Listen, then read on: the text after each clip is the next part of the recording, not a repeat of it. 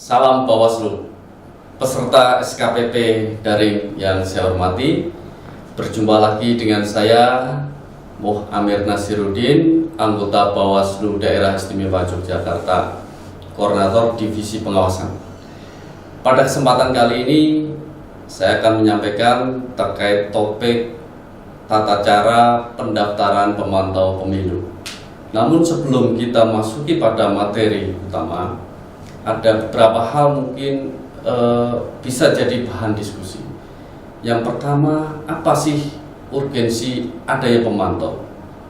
Teman-teman sekalian, penyelenggaraan pemilu di Indonesia ini sangat kompleks dan lengkap. Penyelenggara ada KPU, ada Bawaslu, ada DKPP. Namun demikian, penyelenggaraan ini dilihat masih belum lengkap karena keterlibatan masyarakat sipil masih belum sempurna tanpa ada pemantau pemilu. Nah, kedudukan pemantau pemilu ini cukup istimewa karena pemantau pemilu ini diatur secara khusus di dalam Undang-Undang 7 2017, di mana pemantau pemilu memiliki kedudukan untuk dapat melaporkan tindak pelanggaran bila terjadi dalam proses penyelenggaraan pemilu.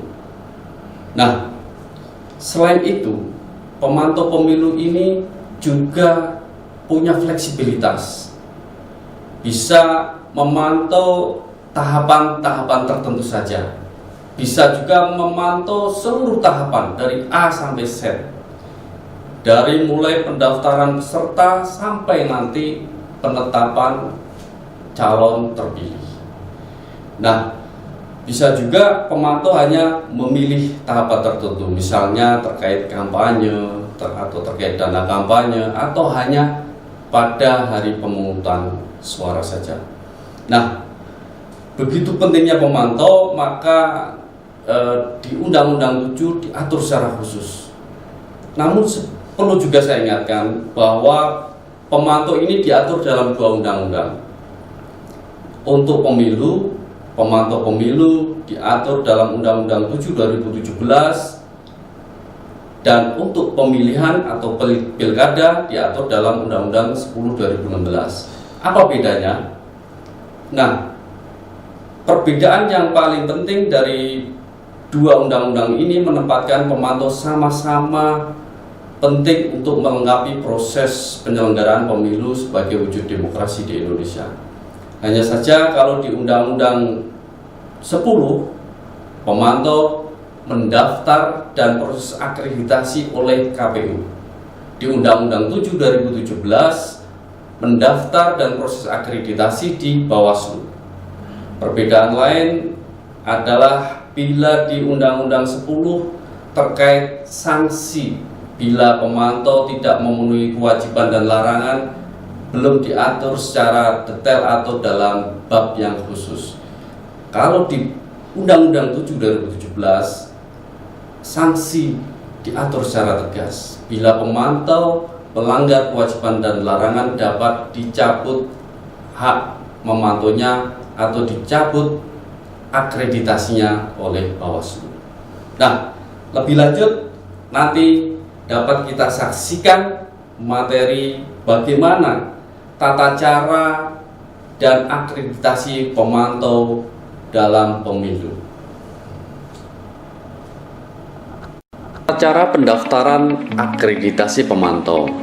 Pendaftaran pemantau pemilu dibuka sebelum tahapan penyelenggaraan pemilu sampai dengan 7 hari sebelum pelaksanaan hari pemungutan suara. Bila pemilu 2019 yang lalu tanggal 17 April, maka hari terakhir pendaftaran pemantau adalah tanggal 9 April. Kemudian pemantau pemilu mengajukan permohonan untuk melakukan pemantauan pemilu kepada Bawaslu, Bawaslu Provinsi, dan Bawaslu Kabupaten atau Kota untuk mendapatkan akreditasi pemantau pemilu. Pemantau pemilu yang melakukan perubahan rencana pemantauan ada beberapa ketentuan.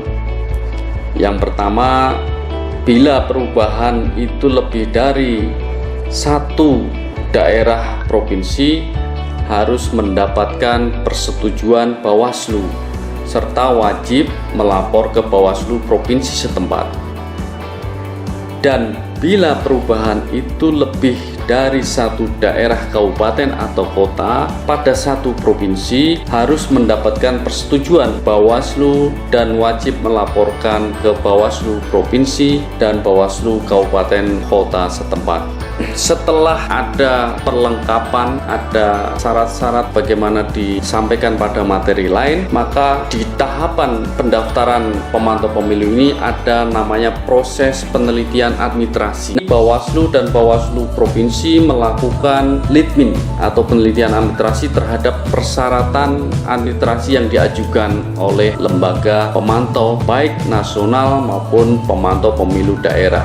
Penelitian kelengkapan administrasi pemantau pemilu untuk kabupaten kota dilakukan oleh Bawaslu provinsi. Dalam melaksanakan tugas Bawaslu dan Bawaslu provinsi dapat membentuk panitia akreditasi. Ada desk pelayanan khusus untuk melayani pendaftaran atau proses akreditasi pemantau pemilu.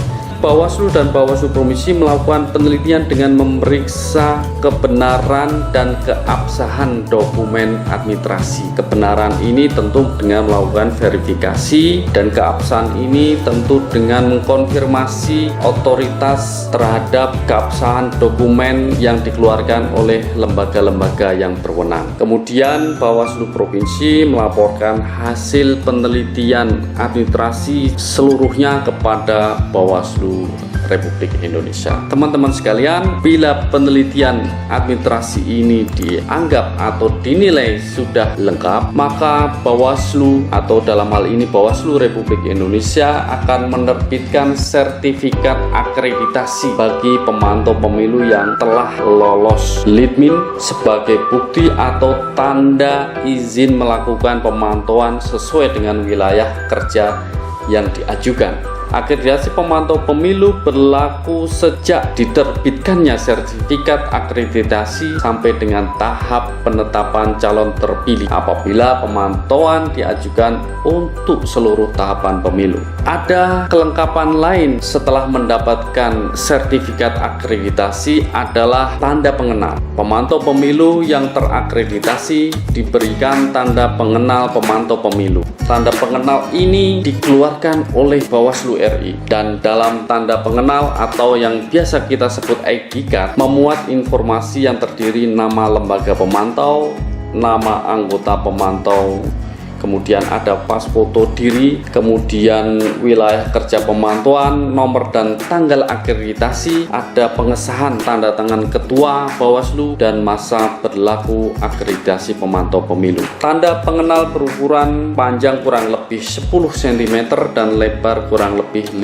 cm, berwarna dasar putih untuk pemantau pemilu dalam negeri, berwarna kuning untuk pemantau pemilu asing, dan biru untuk pemantau pemilu asing diplomat. Tanda pengenal ini wajib dikenakan dalam setiap kegiatan pemantauan pemilu. Nah, itu beberapa hal seluk-beluk terkait tata cara pendaftaran dan akreditasi pemantau pemilu melalui Bawaslu. Ya, demikian tadi teman-teman peserta SKPP daring pemaparan terkait materi tata cara pendaftaran pemantau pemilu. Kita berharap semakin banyak pemantau yang bisa mendaftar dengan kemudahan-kemudahan yang akan diberikan, dan dengan pemantau yang semakin banyak, maka kita berharap integritas dan kualitas pemilu dapat tercapai secara lebih cepat. Terima kasih, kurang lebihnya mohon maaf.